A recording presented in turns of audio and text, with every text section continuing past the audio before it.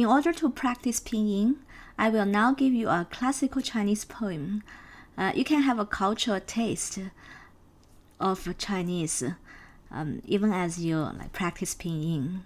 You will learn the homology of Chinese written characters, the syntactic characteristics of classical Chinese poem, and the compositional structure of Chinese painting and calligraphy. This poem is called 春晓, Spring Sleep. I provide a Pinyin text, a Chinese character text, and a word-by-word translation, as well as a poetic English translation. So please look at the red letters of Pinyin and read after me. 春眠不觉晓. You read.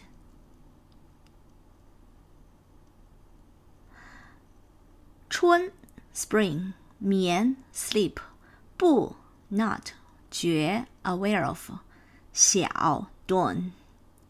So this poetic line means spring naps unconscious of dawn. Look at the sentence. It's very strange in syntax. It doesn't have a personal pronoun I. So it creates a kind of conflation. It could be the spring is sleeping. Spring is not aware of dawn. So the subject can be spring itself, or it can be I. That's omitted. I sleep in the spring, not aware of the dawn. So in the very beginning, it created philosophically a conflation of man and nature. Now read after me the second line. 处处闻啼鸟. You read. So 处处 is everywhere. 闻 here. 啼鸟 啼 singing. 鸟 bird. So everywhere you hear the bird song. Again, there's no personal subject. So everywhere bird song. It could be I hear the bird song in the spring, or spring itself is hearing its own bird song. The third line. 夜来风雨声. You read.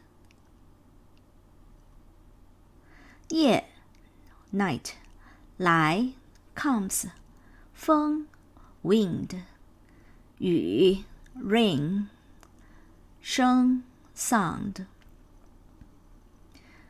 A poetic translation would be night sounds, wind and rain. So who is hearing that? The omitted personal I or nature itself? Next line. 花落知多少. You read. 花 flower, 落 fall, 知 know, 多少 how many, how many petals fallen.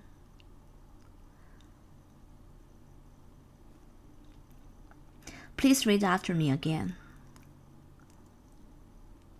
春眠不觉晓. You read. 处处闻啼鸟.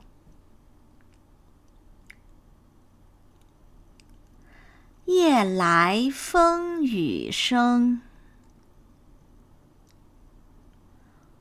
花落知多少.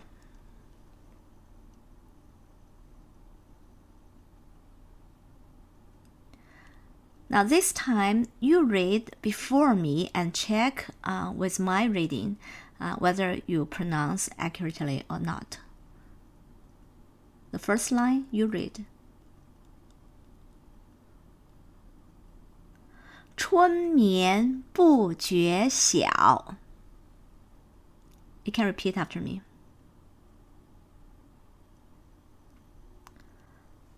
The second line, you read.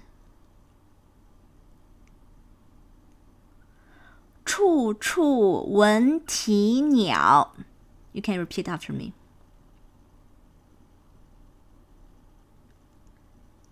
The third line, you read. 夜来风雨声. Last line, you read.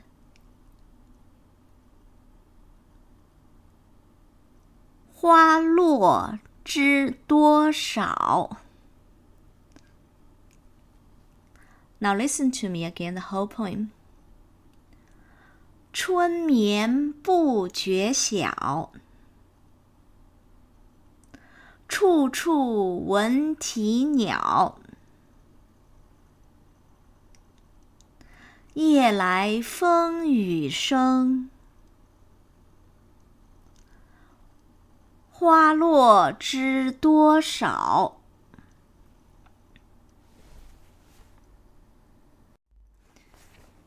Now, appreciation of the poem. Syntactic void in Chinese, classical Chinese poetry. As I said in this poem, there's not a personal pronoun I. It's omitted, so it creates a conflation between the nature, that's spring, and I, the human being. Now look at this. In spring sleep, the omission of personal pronoun and the preposition, it creates a syntactic void, conflates a human sleep and the sleep of the spring, so that all the sound and sight are perceived not only through the mist of dream, but also from the interior consciousness of the spring itself. I am the spring. Spring is me. However, while spring is not disturbed by the opening and falling of flowers, because of ever renew the cycle of life, man is touched by the hint of death in the fallen flowers. The ending question is a mere hint of human concern before it's consigned to oblivion. Look at a Taoist Chinese painting. It's a typical literati painting. It's in one color ink painting. The greatest difference, as you can see, between ink painting and Western painting is that a predominant space of the painting are blacks. The black is created by the mist, water, clouds. So what is this black space in Chinese painting? What's its philosophical implication? Does it have any connection with the syntactic void in classical Chinese poem, or even traced back to the Chinese character itself? We have learned associated compound character, that two pictographs form a third word that whose meaning transcend the meaning of both compounds. For example, you have a sun and a tree. It together forms the meaning of east, because the east is a place where the sun rises behind the trees. So like in Chinese, written Chinese characters, there's kind of imaginative leap, imaginative gap or black space through which you have to combine two characters or two pictographs together into a new meaning that transcend them both. Actually, this is also the inspiration for Eisenstein montage in film technique. Now, let's look at the appreciation of this painting. Pictorial void in classical Chinese painting. In the painting of mountain landscape, the blank space diffuse perspective and give landscape the impression of being perceived from all angles, all at once. So the fully detailed Western painting usually give you a sense of like a fixed perspective, but the black space in Chinese painting succeeds in like diffuse any fixed perspective. It gives a sense of like the landscape is perceived all at once from all angles. So this creates indeed an omniscient perspective. The omniscient perspective illustrates Lao Tzu's watching the world as the sky does. So Lao Tzu has said, don't watch the world as a traveler, just like from one perspective, from the human angle, but watch the world as the sky does, as if you are the sky. You have the consciousness of the sky. And Taoist void is all generative, all accommodating entity. The force of yin and yang is conveyed through the contrast and harmony of fade and ink and deep ink, void and being, reserve and verve. So look at Taoist calligraphy. As you can see, in the calligraphy, there is some black space also within the ink line. This black space is called the flying white.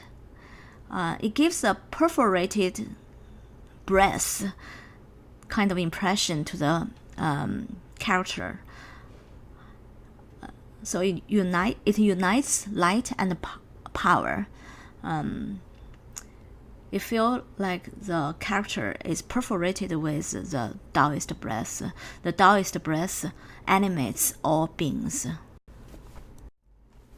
So flying white in the calligraphy. The character in previous slide means musical melody. The character is Yun, means musical melody. The Taoist philosopher Zhuangzi compares the transcendental creative power of Tao to a pipe of nature, which generates and animates myriad lives that exist in a musical harmony despite their great multiplicity.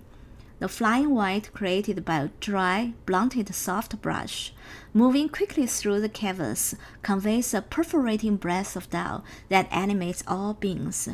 The materials of calligraphy, porous rice paper, brush, does not allow the pause or revision of individual intellectual deliberation.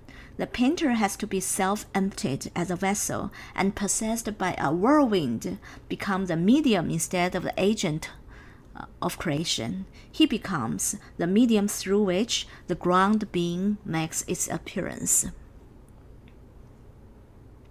So did you see the homology of written Chinese character, the syntactic void of classical Chinese poem, the black space in Chinese painting, and the flying white in the calligraphy? They all create Taoist void, the all-generative power, and omniscient perspective, unbound by the fixed, limited human perspective. You achieve the consciousness of the sky.